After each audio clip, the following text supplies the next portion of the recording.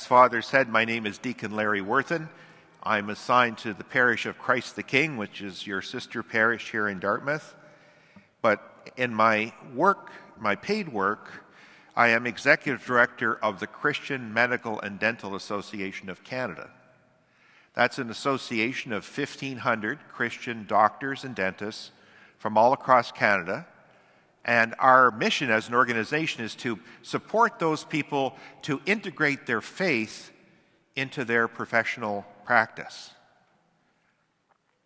So I've been involved for the last 11 years in fighting against the legalization of euthanasia in Canada and also for the protection of conscience rights of healthcare professionals who do not believe that euthanasia is treatment for patients.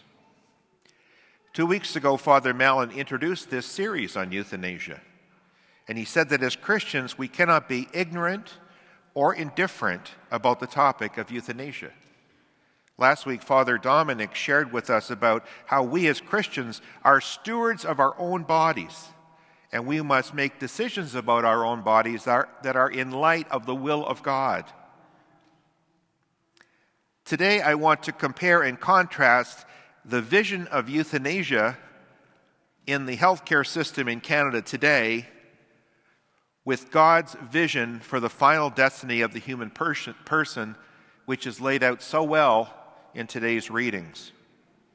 And I hope that you see the broader implications of the frightening direction that Canada has been going in, and how directly opposed it is to God's plan for you and for me.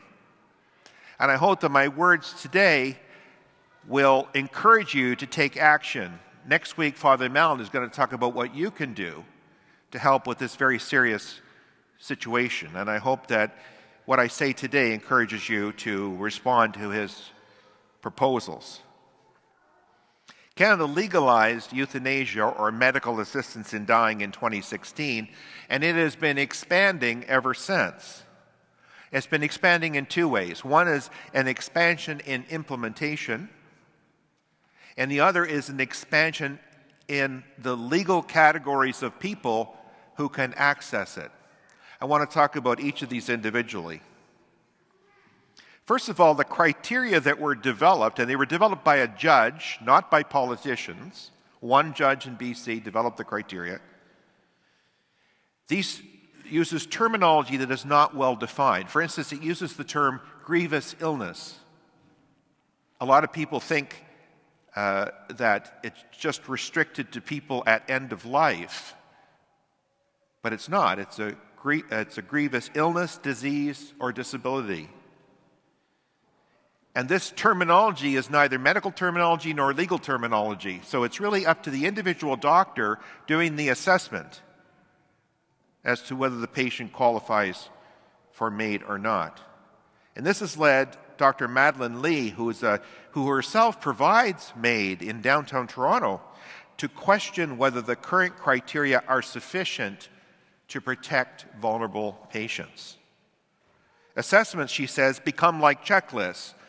If you meet all the criteria in the checklist, then you are given permission to get euthanasia.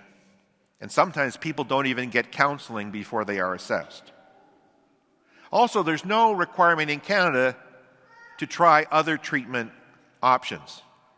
And so it was the case of a 26-year-old man in Ontario who had cancer and had a 65% chance of a cure, but was euthanized because he did not want to participate in chemotherapy treatments. The test itself is subjective in the mind of the physician who was doing the assessing. And only the physician can determine whether the criteria are met. This can lead to many situations across Canada where family members are begging the loved one not to participate in M.A.i.D, but their hearts are broken when that's the choice that they make. And patients can be assessed as many times as they want to finally find a physician who will agree that they should get euthanasia. Now, legally, it has expanded during this time as well. Initially, Parliament tried to restrict it to people who had a reasonably foreseeable chance of dying. But that was again struck down by the courts, and now it is open to people with disabilities and chronic conditions. You don't have to be dying. Just your disability itself is sufficient to allow for euthanasia. And in addition to that, Parliament has expanded it to those people whose only presenting illness is a mental health concern. In March of 2024, people with just a mental health diagnosis will be eligible for M.A.i.D in Canada. The problem with this is that the desire to commit suicide is a common symptom of mental illness.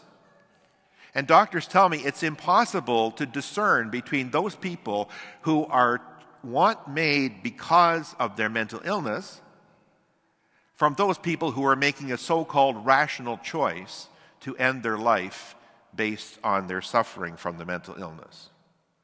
In addition, there are proposals put forward by parliamentary committees to expand M.A.i.D to children, people with advanced directives, and even the Quebec physicians have recommended that it be expanded to infants under age 1 who have a disability. Now, many ask, why is this a problem? Aren't people choosing this themselves? And it is true that in Canada, the patient has to sign the form in order to get M.A.i.D.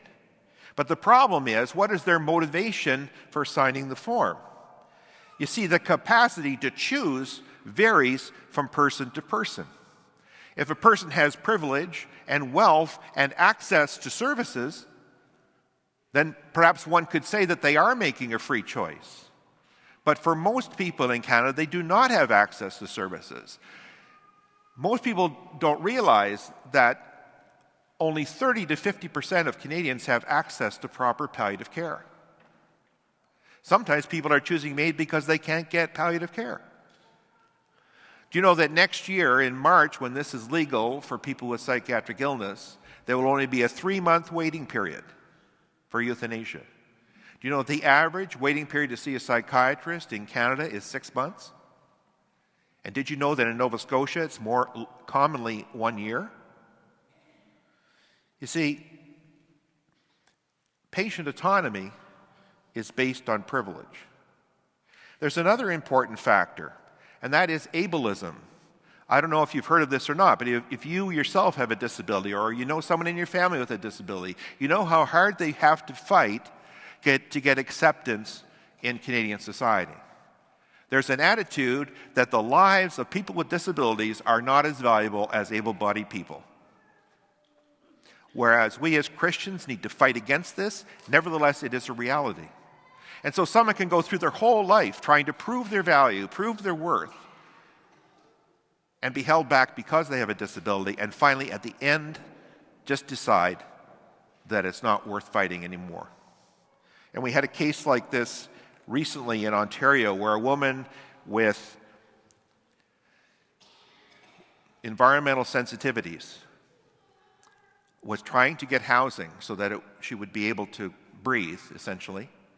And she was unable to find housing and in the end chose euthanasia. But before she died, she left a video which her family passed on to Avis Favreau at CTV and told everyone in Canada who cared that she had chosen M.A.i.D because she didn't have enough money to provide housing.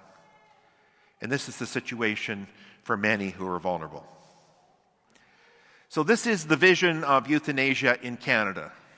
And you'll have to help me understand how we can say that people who are dying in this system are dying with dignity. It seems to me to be undignified in that in many cases it's a case of people not caring enough to provide the support and care that people need. In contrast, we look at Christ's vision of suffering, death, and resurrection. In the first reading, Isaiah talks about the mountain that we will all experience, which is heaven at the end of our lives. The first reading from Isaiah talks about this beautiful mountain in which God provides for all of our needs. You see, there it doesn't matter who's rich and poor, who has privilege and who doesn't. God considers everyone to have dignity. And the gifts you receive include something priceless. There is no death, just eternal life. And on this mountain he will destroy the veil that veils all peoples, the web that is woven over all nations. He will destroy death forever. What's the path to this mountain? How do we get there? Well, let's look at the 23rd Psalm from today's readings.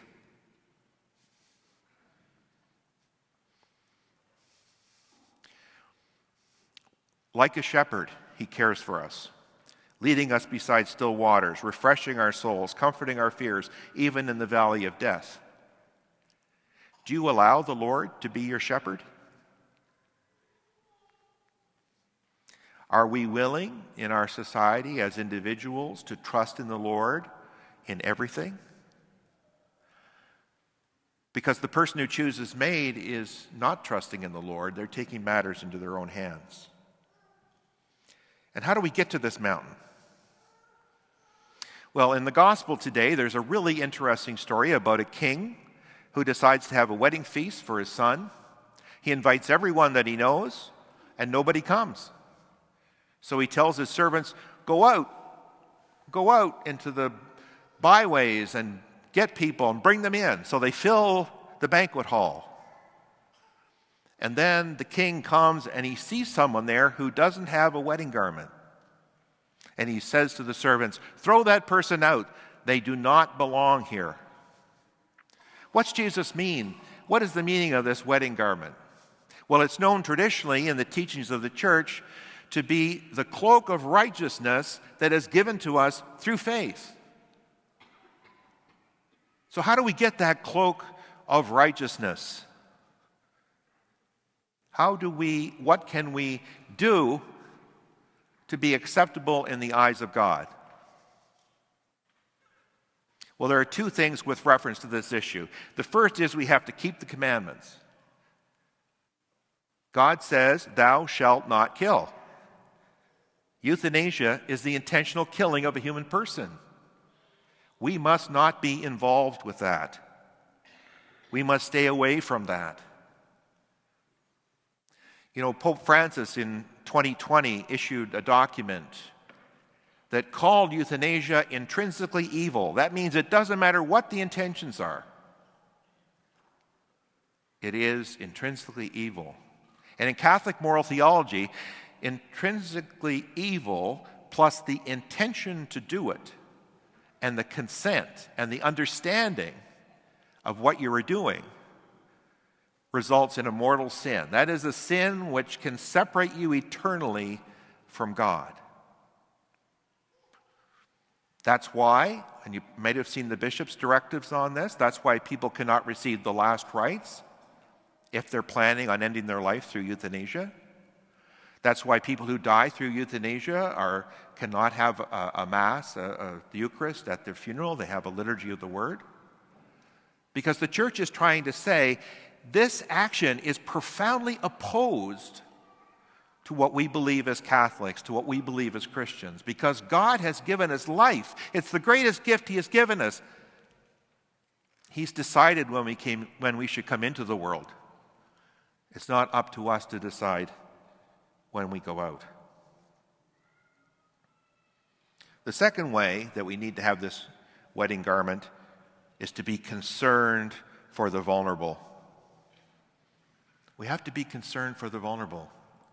We have to look around our world, in our families, in the parish, in the surrounding community, and try to find out who those vulnerable people are who are at risk of loneliness, isolation, discouragement.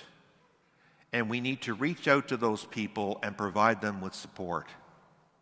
I know many of you are already doing this in your own families, in your community, in the healthcare system. Congratulations to you. Thank you for doing that wonderful service.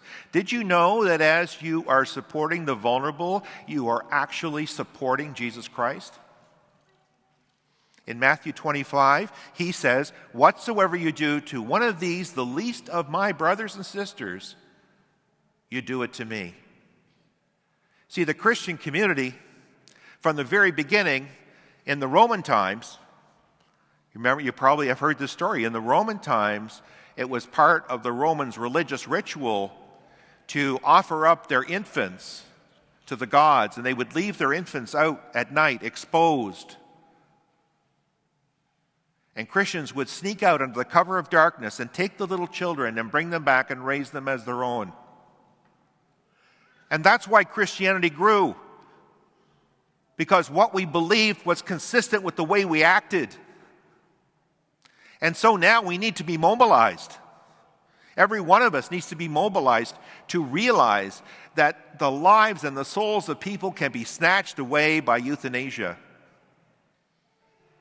And the dignity that Jesus provides us with is a real dignity. It's an eternal dignity.